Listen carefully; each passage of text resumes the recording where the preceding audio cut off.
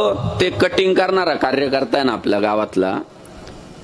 मी एक दिवस गेलो, म्हणलं घाई आहे मला, जरा जरा दाढीला कट वगैरे मारून दे. तो म्हटलं काही महत्वाचा कार्यक्रम आहे का?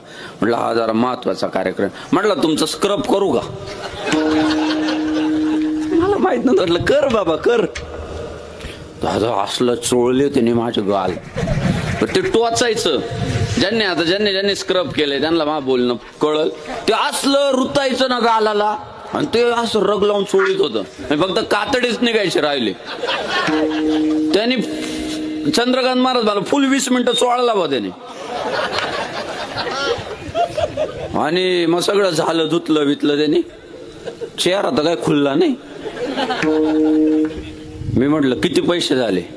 म्हटलं 400 रुपये स्क्रबचे. त्याने माझ्याकडून काय मटेरियल म्हटलं स्टँडर्ड आहे, 400 रुपये घेतले. मी म्हटलं भाऊ चेहरा नाही रे खुलला. म्हटलं उद्या खुलल. अरे म्हटलं कार्यक्रम आज आहे, कार्यक्रम माझा त्या दिवशी होता. तो म्हटलं चेहरा उद्या खुलल. म्हणजे आज आपल्या लोकांच्या मानसिकता अशा झाल्या, स्क्रब करायला आपले 400 रुपये द्यायची तयारी आहे. गंधाच्या डबीची किंमत फक्त 10 रुपये.